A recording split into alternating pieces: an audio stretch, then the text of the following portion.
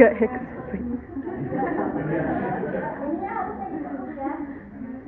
Karena pemeriksaan yang utama harus tahu ibu harus paham di pemeriksaan telepon. Nah, terus pemeriksaan telepon satu tadi tujuannya untuk menentukan usia kandungan itu, tentukan tinggi fundus uterus dan bagian apa yang terdapat di fundus Uterus. ditelusuri dari bawah.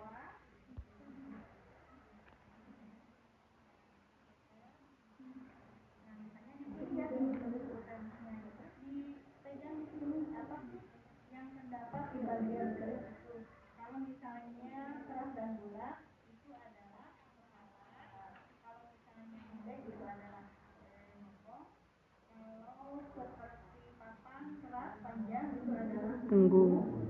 Kalau bagian bagian kecil itu adalah Misas. baru kita ukur dengan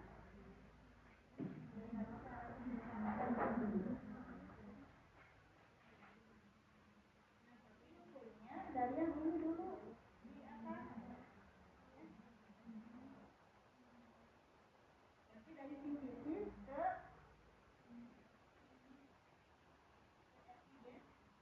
ya, ini adalah fundusnya misalnya di sini ya.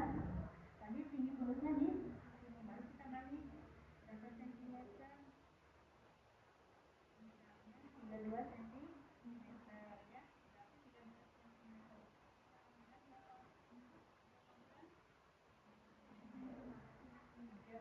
6. Berarti harganya 36. Itu adalah pemeriksaan level 1. Sekarang ada pemeriksaan level 2 untuk menentukan mana punggung dan mana bagian Misas. Jadi langsung di sini tangannya kita tentukan bagian punggung dan di sini punggungnya ya. Nah ini adalah bagian ekstremitas, nanti akan menambah bagian kaki dan bagian kaki dan kiri dan ada nanti tempat yang kosong. Sekarang adalah pemeriksaan telepon.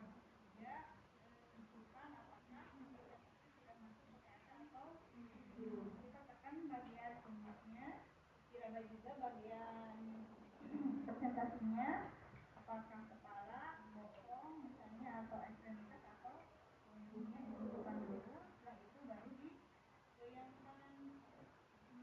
Kalau masih bergoyang berarti kalau masih bisa digoyangkan berarti presentasi belum masuk ke PAP. Tapi kalau digoyangkan sudah tidak goyang berarti si presentasi sudah masuk ke PAP ya. Jadi level 1, 2, dan 3 berarti kita menghadap posisi ke muka pasien. Tapi pada pemeriksaan level 4 kita membelakangi wajah pasien. Sekarang adalah pemeriksaan level 4. Itu ada 3 bagian. Yang pertama yang namanya konvergen adalah sebagian kecil Masuk ke PAP. Ini tangan kita posisinya nanti jajar. Nah posisinya begini. Berarti presentasi sudah sepenuhnya masuk ke PAP. Ini adalah divergen begini berarti Sebagian besar sudah masuk PAP. PAP berarti tangan kita 4. Setelah itu tadi kan udah ditentukan punggung janin sebelah sini ya. Kalau punggungnya sebelah sini nanti pemeriksaan jenjang punggungnya sebelah sini. Kalau punggung janinnya di sini posisi berarti nanti posisi pemeriksaan jenjangnya itu di sini. Bisa di sini, di sini atau di sini karena bayi itu masih berputar. Kalau misalnya kepalanya atau presentasinya belum masuk ke PAP. bisa tadi dengan cara apa? Mengoral ya. Kalau mengoral berarti begini. Kalau punggungnya di sini berarti begini. Kalau di sini berarti begini. Ini untuk yang telinganya, ini yang perut. Kita menghadap ke ibu sambil dipegang jurus nadanya. Kalau yang berbarengan atau sama berarti itu belum, bukan dengan jantung. Kalau beda berarti itu D. Ini menggunakan nomor Aurel. oral.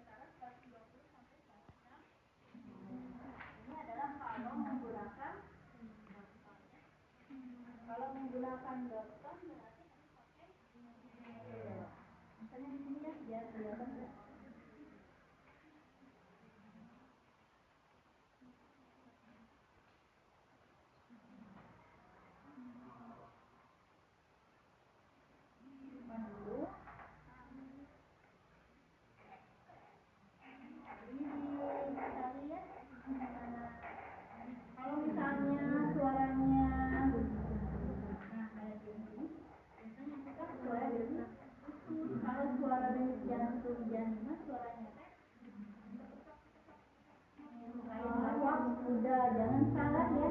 Jadi harus fix dulu ini teh denyut jantung janin atau bukan.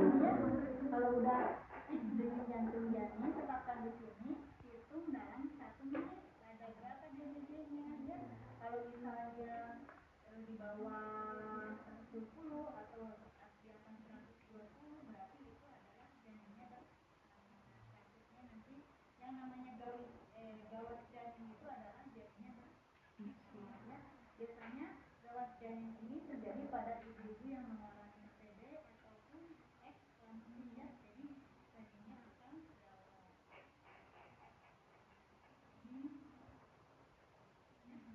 Nanti kalau udah dilakukan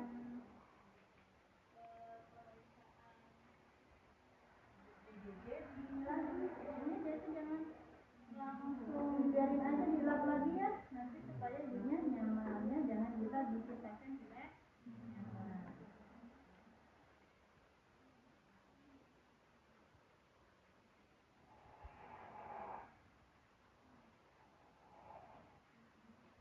Kita matikan kita harus bisa menginfokan kepada ibu untuk rajin mengecek denyut jantung. Itu bisa dilakukan sendiri. Kalau di rumah kan tidak bisa dengan menggunakan alat, tapi ibu harus bisa merasakan gerakan janin yang itu. Jadi ibu harus mengecek janin setiap 2 jam Sekali. apakah ada pergerakan atau Tidak. dalam 2 jam sekali itu adalah minimal 10 kali jam. tidak hanya